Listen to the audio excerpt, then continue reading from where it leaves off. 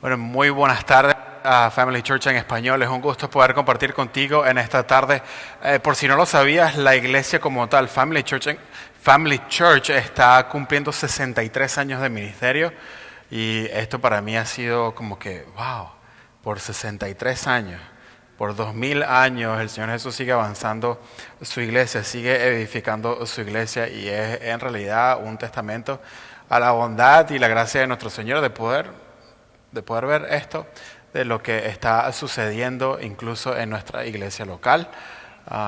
Es increíble. Bueno, mi nombre es Alejandro, para los que no me conocen, tengo la oportunidad de servir como uno de los pastores aquí en Family Church. Vamos a continuar en nuestra serie de mensajes en 2 de Samuel. Hoy específicamente vamos a estar en el capítulo 16, así que si tienes tus Biblias, ahí vamos a estar. Lo que vamos a hacer el día de hoy es dedicar un poco de tiempo sobre el desarrollo o el desenvolvimiento del intento que Absalón quiere hacer para quitar a su padre David del trono. También lo que vamos a ver es David entrar a un lugar que llamamos el desierto, ¿okay? Un lugar donde la narrativa bíblica nos lleva a ver cómo Dios puede proveer a través de las circunstancias de la vida, específicamente en el desierto. Entonces el mensaje del día de hoy lo he titulado Gracia en medio de la adversidad. Gracia en medio de la adversidad. Y antes de comenzar el tiempo con la historia, déjame preguntarte esto. ¿Cuándo fue la última vez que tú en realidad atravesaste un desierto en tu vida? Un desierto o un caos en tu vida. Y si puedes recordar qué fue lo que Dios hizo a través de esos momentos. A primera vista, el desierto es un lugar. ¿Okay? Un lugar específico, no es apto para el asentamiento permanente. El desierto usualmente se caracteriza por duras condiciones y la probabilidad muy baja de sobrevivir como ser humano. Si usted quiere poner en práctica esto, usted puede caminar de aquí a su casa y vemos cómo le va.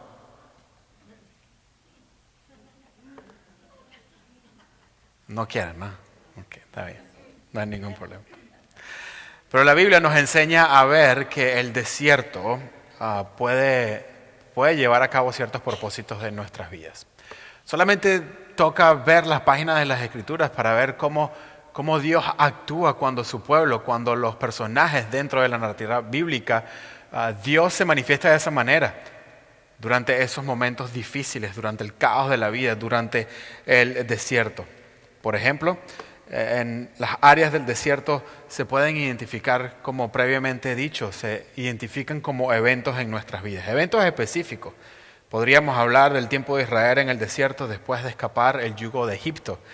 Pero el propósito de esto es para dar a conocer no solamente el éxodo de Israel de Egipto, pero sino cómo Dios iba a proveer durante esas circunstancias a este pueblo a quien Él llamó para retornar a casa. También el propósito de la estadía en el desierto nos ayuda a examinar la providencia de Dios. Nos ayuda a examinar el trabajo de Dios en la vida de las personas cuando van a experimentar momentos de crisis, momentos de caos, momentos en el desierto. Las bendiciones, la gracia de Jehová para su pueblo a través de las historias que Él mismo escribe. Y aunque el desierto también puede ser descrito como otros eventos durante nuestras vidas, es mi convicción basada en la Biblia que el desierto es un tiempo donde Dios simplemente se manifiesta enfrente de su pueblo, donde Dios da evidencia de estar en su pueblo. Es un lugar donde la gracia se encuentra a través de la adversidad. Este será el caso de nuestra historia el día de hoy y la idea principal que queremos poder observar en esta historia. Y es la siguiente si estás tomando nota. Experimenta la gracia de Dios mientras caminas por el desierto. Creo que todos podemos experimentar la gracia de Dios mientras caminamos nuestro propio desierto. Para resumir un poco dónde nos encontramos en la historia, la semana pasada estábamos en el capítulo 15, obviamente, y estábamos viendo de cómo David estaba atravesando el juicio de Dios a consecuencia de su pecado de adulterio y también de asesinato. Su hijo Absalón es parte de esta historia. Absalón ha dado la guerra a su padre y estaba tras la vida y el trono de su padre también.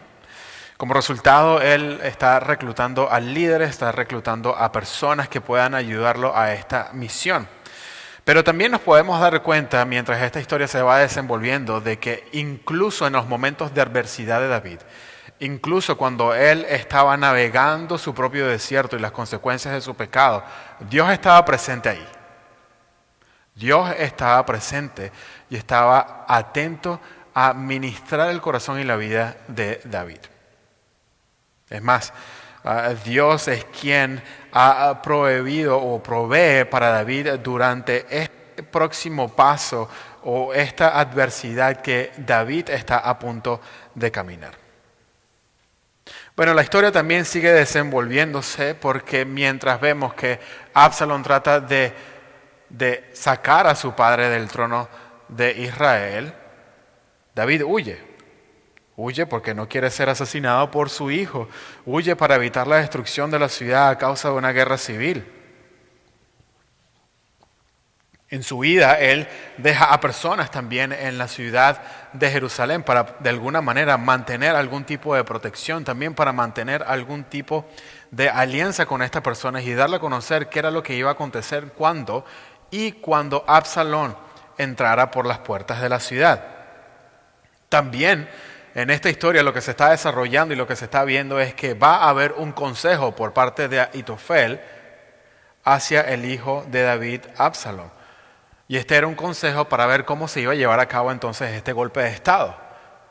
Pero vemos en la historia, la semana pasada vimos en la historia, de que a causa de este consejo que se va a pedir, David va a orar porque este consejo ni iba a ser nada bueno. La realidad es que David estaba orando porque sabía que podía contar con un Dios quien estaba atento a sus oraciones.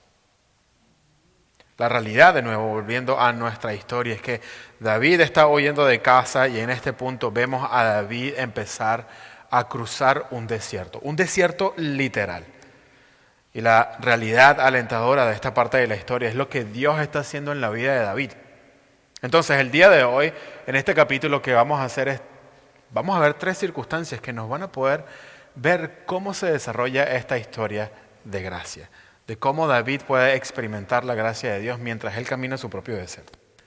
Primero, espero de que podamos ver cómo Dios provee a David mientras empieza su caminar en el desierto.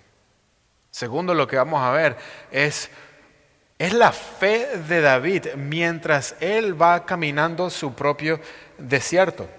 La fe que él empieza a nutrir porque sabe que Dios está con él durante ese desierto por caminar. Y por último, espero de que no podamos perder de vista ahora sobre la respuesta que Dios tiene para la oración de David. Y yo pienso que al escuchar esta introducción del mensaje, es posible que a lo mejor te simpatices conociendo un poco el trasfondo de todo lo que ha acontecido en este momento. Y la evidencia que se nos presenta enfrente de nosotros es el caos que David estaba sufriendo a causa de su pecado, a causa de que había un juicio declarado sobre su vida. Y te simpatizas porque a lo mejor tú también estás en tu propio caminar en el desierto. De nuevo, el desierto no es solamente un lugar real donde nosotros podamos caminar, pero son eventos en nuestras vidas. A lo mejor tu desierto se ve en un diagnóstico favorable que has obtenido, a lo mejor que tienes un hijo o una hija que está completamente desviado. Esa hija o ese hijo está literalmente caminando hacia los pasos pecaminosos, pero fuera de los pasos y de la vista de Dios y de Jesús. A lo mejor tu situación financiera no está mejorando y a lo mejor va en decline. O la herida de una relación rota que en realidad está sanando bien. Pero la esperanza del Evangelio, iglesia, y escúchame bien, la esperanza del Evangelio no es que no solamente Jesús te salva de tus pecados y te reconcilia con un Dios para así poder vivir una vida en abundancia. No, también la buena noticia del Evangelio es que Dios te ministra y te lleva de su mano cuando tú y yo tengamos que caminar ese desierto. Amén. Eso es una buena noticia que nosotros vamos a tener la oportunidad de examinar el día de hoy. Pero si tú todavía no te has beneficiado de la esperanza del Evangelio, tú ahorita es posible y estoy seguro que estás caminando un desierto y lo estás haciendo solo. Sin embargo, la gracia salvadora de Jesús está a solo una confesión de distancia. Así que espero de que puedas ver y obtener por fe la gracia de Dios mientras caminas por tu desierto.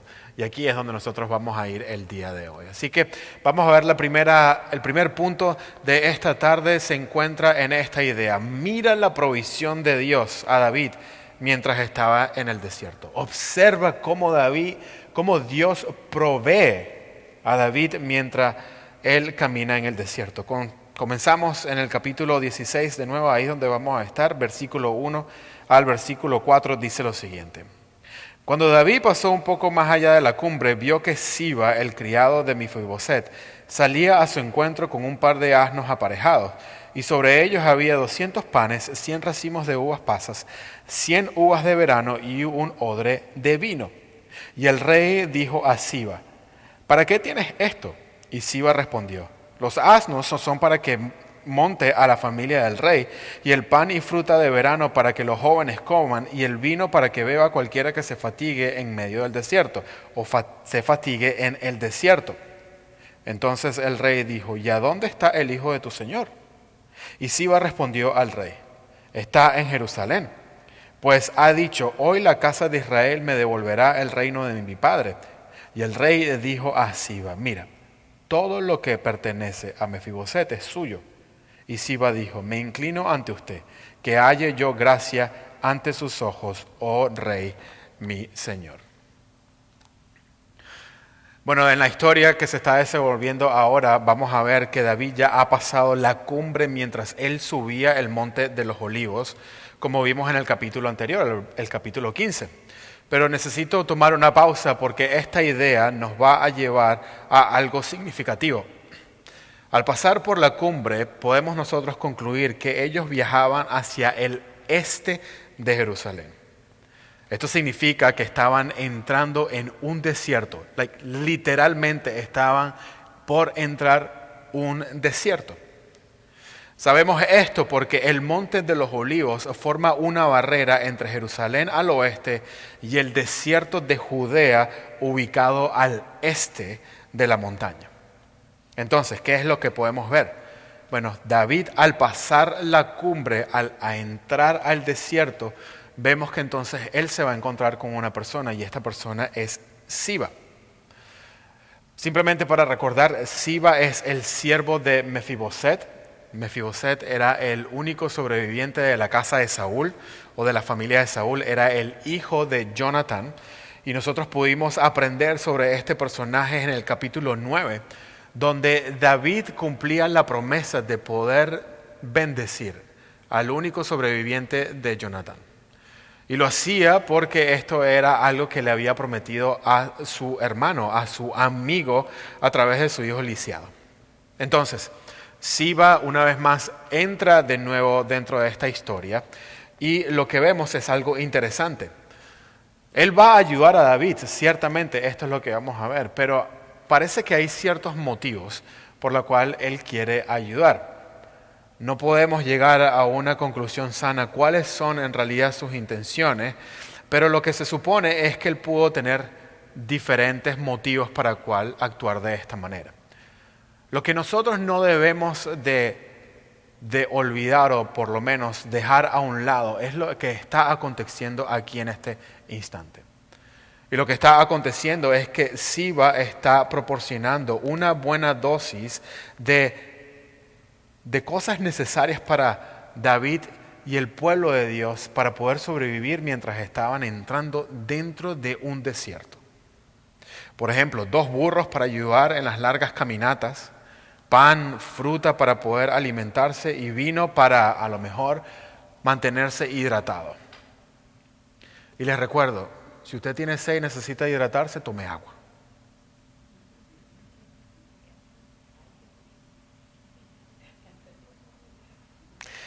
Sin embargo, David empieza a sospechar aquí de la generosidad de Siba.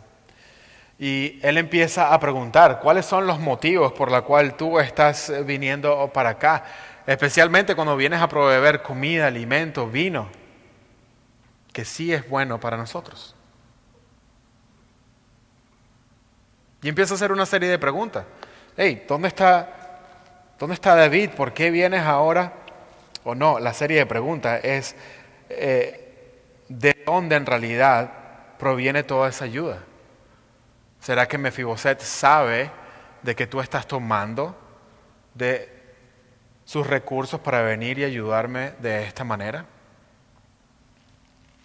No sabemos en realidad la respuesta, no sabemos en realidad qué fue lo que él dijo a respuesta a lo que David estaba cuestionando. Pero David en realidad reaccionó a lo que se le dijo. Y de la nada le empieza a decir de que, bueno, no sabemos cuál fue el motivo, pero mira, en realidad yo le pregunté sobre Siba, sobre Mefiboset, y Siba respondiendo de que él está, porque ahí él estaba buscando, o tenía la esperanza de que la casa de Israel se le iba a devolver por causa de su padre. De nuevo, es un diálogo interesante. No podemos a lo mejor concebir exactamente cuáles fueron los motivos de Siba. Y la manera en que David responde. David está respondiendo basado en lo que se le está comunicando. Aparentemente es posible de que a Mefiboset se le cruzaron los cables y ya no quiere de alguna manera estar o jugar en el mismo equipo que David. Pero yo pienso de que lo que el autor bíblico quiere demostrarnos en esta parte de la historia es cómo Siba estaba siendo una herramienta que Dios utilizaría para ver por él. Incluso cuando estamos viendo el pronunciamiento del juicio de Dios sobre David por sus pecados y el hecho de que él permitiera todos estos giros devastadores de los acontecimientos, esto significa de igual manera que Dios estaba ministrando y proveyendo en la vida de David. Incluso cuando David comenzó su camino hacia el desierto, Dios usó a Siba, independientemente de sus intenciones, para satisfacer necesidades básicas de David y las personas que vivían con él. Y esto es, iglesia, lo que a menudo sucede con nosotros. Dios usa nuestro tiempo en el desierto para hacer precisamente eso, proveer para ti y para mí. Por ejemplo, el pueblo de Israel experimentó la gracia de Dios a través de la provisión de la maná en el desierto. David también pudo experimentar la provisión de Dios cuando pudo comer un pan prohibido que era solamente designado para el sacerdote, pero durante su propio desierto, en otra instancia, cuando estaba él siendo perseguido por Saúl, Dios proveyó alimento básico. Jesús de igual manera experimentó la provisión del Padre cuando fue llevado al desierto para enfrentar la tentación de Satanás. Dios a menudo utiliza el desierto para proveer por ti y por mí. La pregunta sería también es, ¿nosotros tenemos ojos para poder ver lo que Dios está proveyendo para ti y para mí mientras caminamos en el desierto? Tú sabes que es posible que Dios está ministrando tu vida a través de tu diagnóstico, a lo mejor para proporcionarte los recursos y mitigar con tu situación económica, para interceder por tu situación con tus hijos, sanar las heridas que han dejado por una relación quebrantada. Yo espero de nuevo que nosotros hagamos un tiempo para poder reflexionar y ver todo lo que Dios está haciendo en el momento donde estamos caminando en el desierto, en momentos vulnerables. Vamos ahora a ver el segundo punto de nuestro día, el día de hoy. Esto espero de que nos lleve a aprender sobre la certeza de fe de David en la gracia de Dios a través del desierto. La certeza de fe de David en la gracia de Dios a través del desierto. Versículos 5 al 8, esto es lo que dice. Al llegar el rey David a Bahurim, entonces salió de allí un hombre de la familia de la casa de Saúl que se llamaba Simei, hijo de Gerá. Cuando salió iba maldiciendo, tiraba piedras a David y a todos los siervos de el rey David, aunque todo el pueblo y todos los hombres valientes estaban a su derecha y a su izquierda. Así decía Simei mientras maldecía: fuera, fuera, hombre sanguinario e indigno. El Señor ha hecho volver sobre ti toda la sangre derramada en la casa de Saúl, en cuyo lugar has reinado. El Señor ha entregado el reino en mano de tu hijo Absalón. Aquí estás, prendido en tu propia maldad, porque eres hombre sanguinario. Mientras David continúa avanzando en su viaje hacia las afueras de Jerusalén en este desierto, la hora llegó para él pisar territorio benjamita. Territorio benjamita, aquí es donde él sufre abuso físico y abuso verbal por parte de un relativo o un familiar de la casa de Saúl. Recordemos que Saúl pertenecía a este clan de Benjamín. Este pariente de Saúl se llama Simei, que entra en la historia, y lo que vemos aquí es algo que en realidad nunca hemos visto pasar en la vida de David. ¿Y qué es lo que acontece? Es una acusación.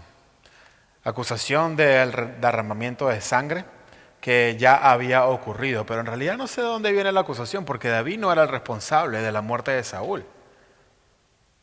Saúl muere por la espada de los filisteos. Pero yo pienso que esto está relacionado a el trono de Saúl, en vez de su vida en específico. Entonces, él se hace esta película en su cabeza y lo que quiere es traer justicia sobre lo que él asume que ha acontecido. Entonces, lo que hace es ejecutar su propia justicia, tratando de ejecutar ahora, literalmente, de matar, de quitar la vida a David a pedradas. Y no solamente lo hace en contra de David, sino con aquellos que están presentes ahí con David. Y como si fuera poco, empiezan las maldiciones y los insultos. Simei llama a David asesino y un hombre de carácter defectuoso. Es la razón principal por la cual Simei dice que toda esta desgracia que está aconteciendo y toda esta adversidad en la cual él está caminando, que él está enfrentando actualmente, esto proviene del Señor. Esas son palabras graves de poder utilizar o de poder decir de que todo esto viene a causa de Dios. Yo no sé qué tipo de acceso este Simei tiene a Dios, pero no vemos en el texto que esto es en realidad lo que Dios está tratando de comunicar con Simei. Y son palabras ofensivas, no solo para David, no solo para nosotros como los lectores de esta historia, sino también para el sobrino de David, este general que vemos dentro de la historia, Abisai. Volviendo al versículo 9, podemos ver su reacción. Entonces Abisai, hijo de Sarbia, dijo al rey: ¿por qué ha de maldecir este perro muerto a mi señor el rey? Déjeme que vaya ahora y le corte la cabeza. Yo pienso que a lo mejor usted y yo pudiésemos reaccionar de la misma manera, ¿no? ¿No? Yo espero de que no le quiera cortar la cabeza a alguien, ¿no? Pero cuando se nos ofende o se nos ofende a un pariente, como que las garras salen, ¿verdad? Es algo impresionante. Desde el punto de vista del sobrino de David, Simei le había faltado respeto y había maldecido al rey de Israel, sin importar las circunstancias. Sabemos, todos aquí sabemos, todos somos testigos de que David estaba caminando ese desierto porque era el juicio de Dios por su pecado. Ok, hasta ahí lo sabemos. Sin embargo, sigue siendo el rey de Israel que Dios ha establecido, que Dios ha dejado en ese trono. Dios en ninguna manera por el pecado de David lo había desterrado de ese trono. Es más, Dios había declarado, Dios había prometido de que el reinado de David iba a perdurar por siempre a través de su linaje. Este perro entonces debería cortarle la cabeza. Pero David no reacciona de esta manera. David no está preocupado por este hombre. El enfoque de David ante la situación es en considerar las circunstancias. Y aquí es donde nosotros en realidad podemos ver el resultado de un corazón arrepentido. El resultado de poder decir, oye, yo he pecado. Y ya hemos pasado varios capítulos desde ese entonces. Sigo viviendo las consecuencias. Estoy ahora atravesando por un desierto literal,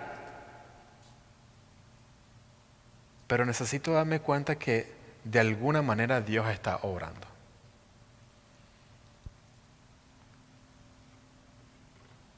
Dios estaba haciendo exactamente eso en la vida de David. ¿Cómo lo sabemos? Porque de nuevo, Él no está preocupado por el hombre. No está preocupado por las pedradas que está recibiendo o las maldiciones que Él está recibiendo. ¿Sabes por qué? Porque David está donde está por su pecado.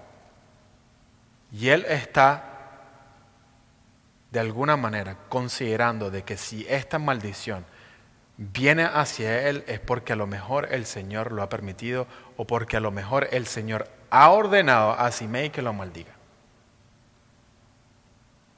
Sin embargo, si fuese de esa manera, David está considerando que a lo mejor Dios o considera con en realidad certeza de que Dios va a hacer algo bueno en medio de la maldad y la maldición que él está recibiendo. Imagínese eso. A lo mejor David aquí está leyendo su Biblia o ha estado leyendo su Biblia porque lo único que a mí se me puede pasar por la cabeza cuando algo aconteció, algo similar, es cuando vemos en la vida de José donde dice, oye, mis hermanos volvieron, ustedes me vendieron, ustedes me hicieron toda esta maldad y lo que ustedes consideraron en ser malo, Dios lo utilizó para bien. Es lo que quiere decir, es la aseguranza de la fe de David, no es por las circunstancias, sino es de que él estaba completamente convencido de que Dios iba a hacer algo bueno en medio del caos.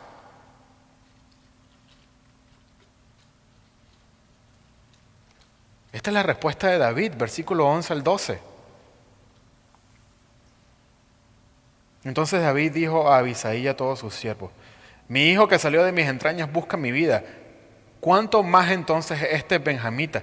Déjenlo que siga maldiciendo porque el Señor se lo ha dicho. Quizás el Señor mire mi aflicción y me devuelva el bien por su maldición el día de hoy. La certeza de David vino debido a su relación y experiencia con Dios, incluso cuando caminaba en el desierto. Su fe era producto de saber de que Dios puede sacar bien en medio de las circunstancias, en medio de la adversidad. Así que en lugar de estancarse en un modo de sobrevivencia, lo que David estaba haciendo, se estaba moviendo hacia Dios para que Dios pudiese ministrarlo mientras caminaba el desierto.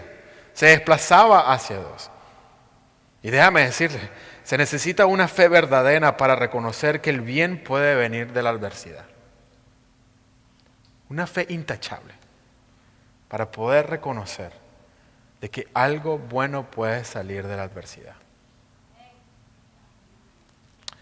Usualmente he aprendido que el desierto es una cirugía a corazón abierto. Es un lugar donde Dios puede obrar y va a obrar en nuestros corazones de una manera increíble. Donde pueda Él moldearnos conforme a su semejanza e imagen. Estoy convencido de que crecemos y maduramos espiritualmente cuando nos encontramos en un lugar de total dependencia en Dios. A menudo cuando enfrentamos pruebas y adversidades en el desierto, la gracia solo está a la vuelta de la esquina. Te voy a invitar a una historia personal. En una oportunidad fui herido por la iglesia. Esto fue algo en realidad doloroso para mí y para mi familia, porque es algo distinto cuando alguien te hiere, ¿verdad? Cuando alguien del mundo te hiere o cuando tienes una herida por alguien que en el semáforo te dijo que te ibas a morir o bien sea lo que sea, ¿no? Pero cuando te hiere la iglesia, cuando te hiere tu familia espiritual, eso duele bastante. Mucho duele. Este dolor fue mi propio desierto que tuve que caminar. Pero el punto de la historia no es contarte lo que la iglesia hizo, sino lo que Dios hizo. Ese en realidad es el punto de la historia. En mi desierto Dios me permitió confiar en Él para mi propia liberación, obrando en mi corazón para que estuviese libre de toda amargura. Él me liberó de culpar a la iglesia y me señaló a mi propio corazón, me dio a conocer, oye Alejandro, mira todo lo que he hecho a través de este dolor que estás atravesando. ¿Y qué fue lo que hizo? El Señor literalmente me llevó de la mano para poder caminar mi propio desierto. En medio de esa adversidad, Dios estaba a mi lado. Y como consecuencia pude perdonar, pude recibir perdón, pude reconciliarme, restaurar relaciones, crecí aún más como seguidor de Jesús y a pesar de todo, mi fe se volvió segura en la gracia sustentadora de Dios. No porque Él me iba a liberar de la adversidad, sino porque Dios estaba moldeando mi corazón a través de la adversidad. Eso se ve muy distinto, ¿verdad? Qué distinto se ve eso. A veces queremos orar y pedirle a Dios, Señor, evita de que yo pase estos malos momentos en mi vida. Pero la cuestión es, si vamos a pasar momentos difíciles de adversidad en nuestras vidas. Es cuando vamos a pasar momentos de adversidad en nuestras vidas. Y cómo Dios va a utilizar esos momentos en nuestras vidas para poder llevarnos de la mano, para poder ministrarnos, para poder llevarnos de sus manos a un testador. Esto es lo que hace Dios en medio del desierto. Nosotros podemos aprender de la certeza de fe de David en la gracia de Dios a través del desierto, porque es de gran beneficio para nosotros. Yo hoy puedo compartir exactamente cómo se ha visto esto en la vida de muchos de ustedes. Ustedes saben. Tú sabes que Dios ha estado contigo para beneficiarte, para llevarte de la mano en medio de tu desierto. Pero a veces se necesita voluntad para dejar que Dios permite ministrarnos a través de ello. La pregunta es si en realidad vamos a dejar que Dios lo pueda hacer, porque Dios se puede sentar a un lado y no ministrar tu corazón en medio del desierto si en realidad tu decisión es ignorarlo por completo.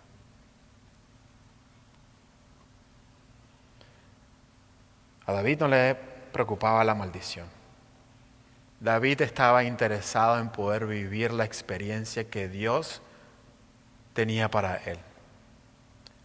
Cuando Dios te permite entrar en el desierto, iglesia, descansa que Él te está moldeando. Ahí es donde puedes construir la certeza de tu fe en lo invisible de una cirugía corazón abierto. Hasta aquí lo que hemos visto es dos encuentros con dos personas distintas. David se encuentra con Siba. Tenemos un encuentro con Simei, el benjamita. Y estas son dos personas que vamos a ver mientras David caminaba por el desierto.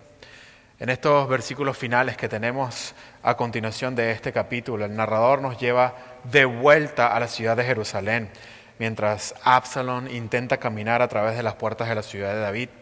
Y esto me lleva o me conduce al llamado final de esta tarde, y es la siguiente. No te pierdas la respuesta de Dios a la súplica de David, mientras él estaba en el desierto. Te invito de nuevo al texto para ver esto desenvolverse. Versículo 15 al 17 dice: Entonces Absalón y todo el pueblo, los hombres de Israel, entraron en Jerusalén y Ahitofel con él. Sucedió que cuando Husai el arquita, amigo de David, vino a Absalón, Husai dijo a Absalón: ¡Viva el rey, viva el rey!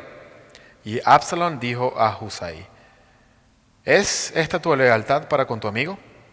¿Por qué no fuiste con tu amigo? Respondió Husai a Absalón: No, pues a quien el Señor este pueblo y todos los hombres de Israel han escogido, de él seré y con él me quedaré. Aquí nos estamos encontrando ahora en esta parte de la historia en una conversación que ha sido anticipada entre Absalón y Husai. David esperaba que esta conversación se llevara a cabo con la seguridad de que esto sería una de las herramientas que Dios utilizaría para poder contestar su oración. Esto iba a servir de un propósito. ¿Cuál era el propósito que iba a lograr?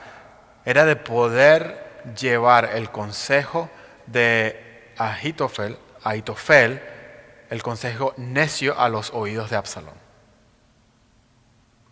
Pero antes de llegar ahí vemos de que este personaje, vemos que Absalón tiene algún tipo de dudas sobre la alianza que Husai puede tener como para él.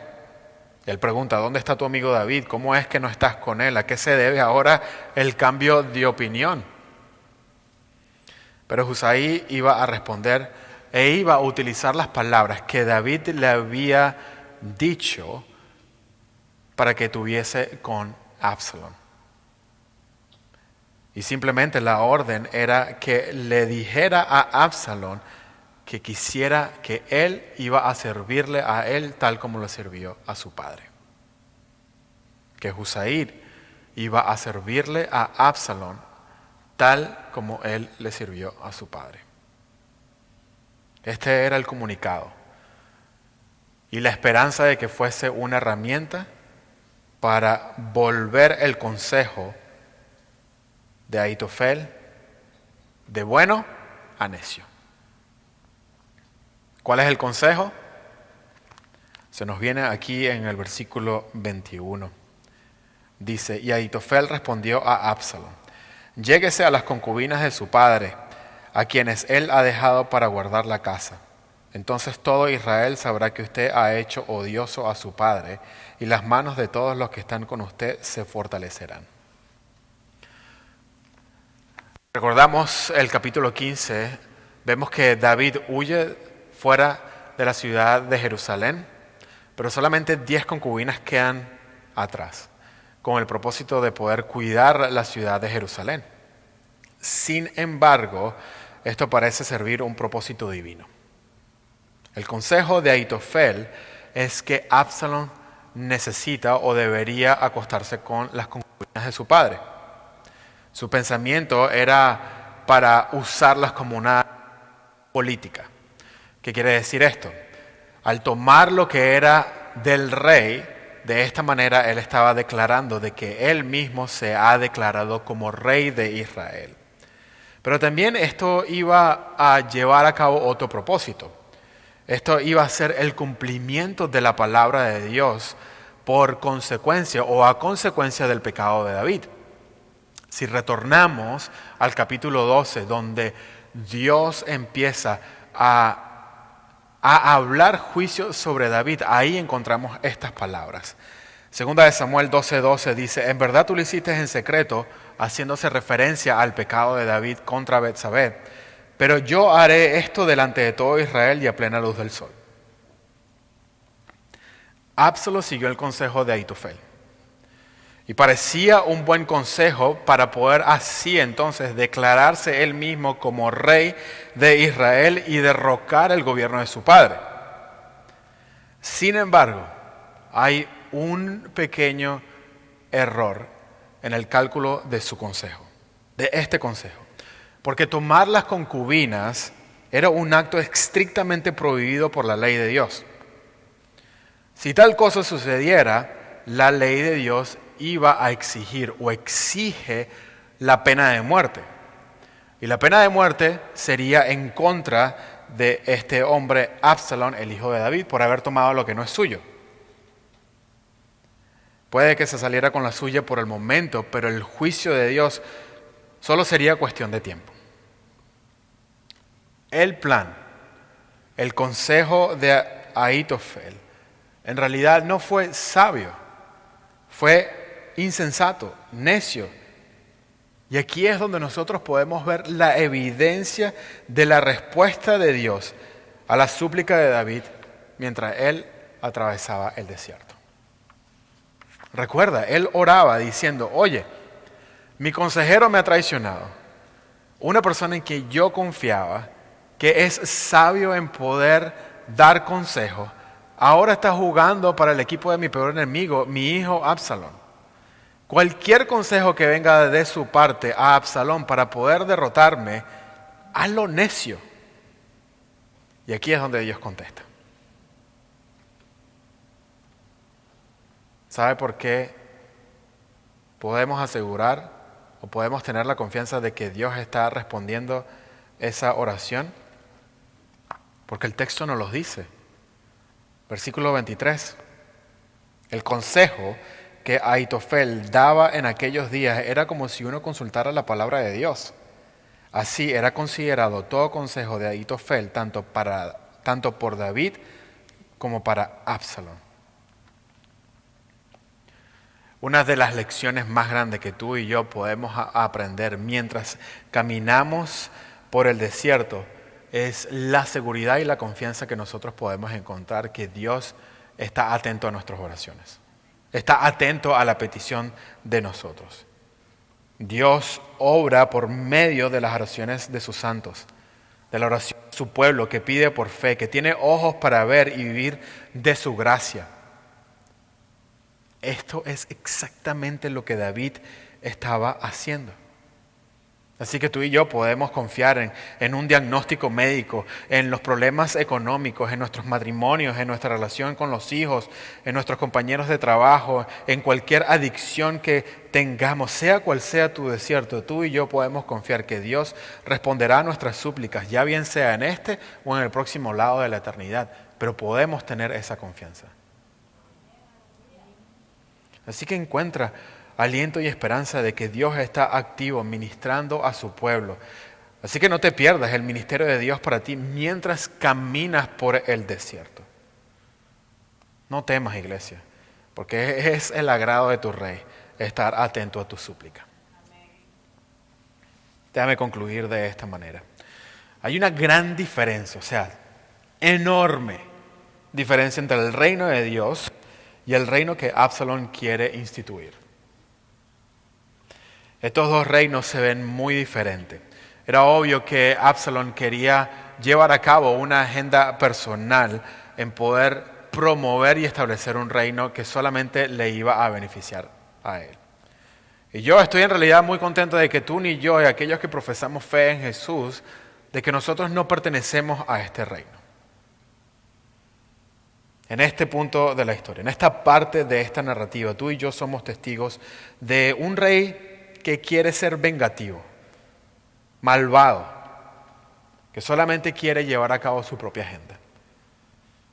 En la historia, mientras vemos a Absalón entrar por las puertas de la ciudad de David para establecer un reino que no le pertenecía, vemos el contraste de nuestro Señor y Rey Jesús, que también entra por las puertas de la ciudad de David, entra por las puertas de Jerusalén para establecer el reino de Dios, no solamente para llevar una agenda personal, sino para llevar la agenda de Dios, para llevar a cabo el plan de Dios.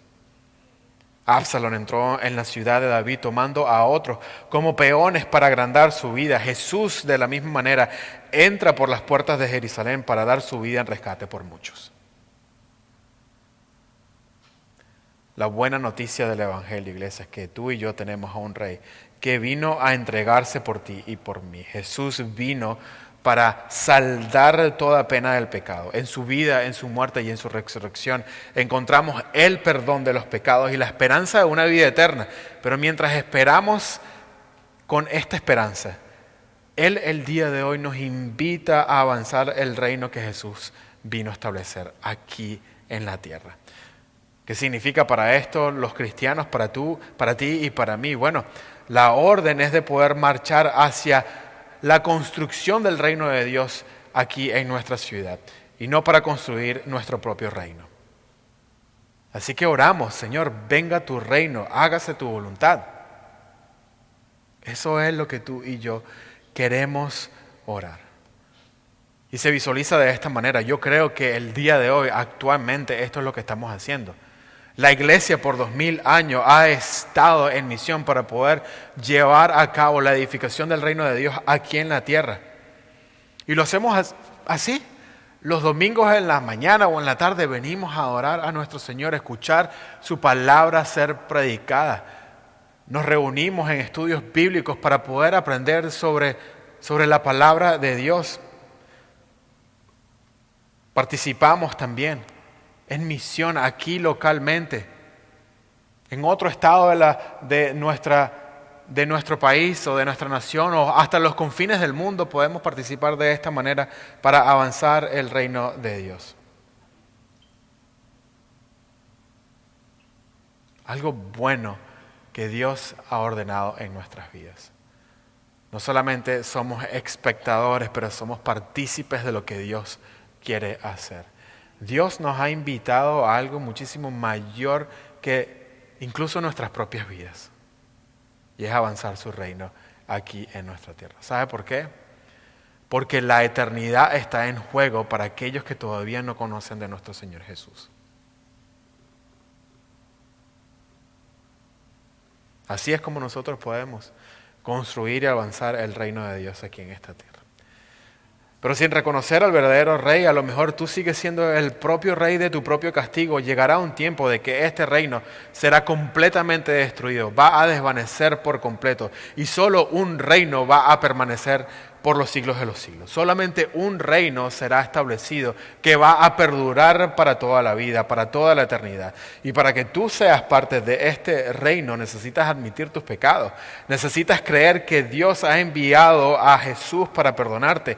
Y debes comprometerte con este Rey Jesús como tu Señor por medio del arrepentimiento y fe de tu pecado. Para que así, de esta manera, puedas participar en avanzar el reino de Dios aquí en la tierra. Y todo esto lo obtenemos simplemente por gracia. Jesús o Dios no demanda que tú puedas construir tu propia escalera al cielo para que así puedas ser partícipe de lo que Él quiere hacer. No. La buena noticia del Evangelio es una invitación que solamente Dios te la da por gracia a través de su fe en Jesús. Eso es simple. Así que quisiera invitarte a que puedas responder al Evangelio en arrepentimiento y fe. Es la única manera que nosotros podemos hacer. Porque Dios le ha placido darte un lugar en su reino. Déjame orar por nosotros. Señor, te quiero dar gracias por el ministerio de tu palabra. Te quiero dar gracias que muchos de nosotros hemos podido experimentar gracia en medio de la adversidad. Donde hemos experimentado la gracia tuya mientras caminamos por el desierto.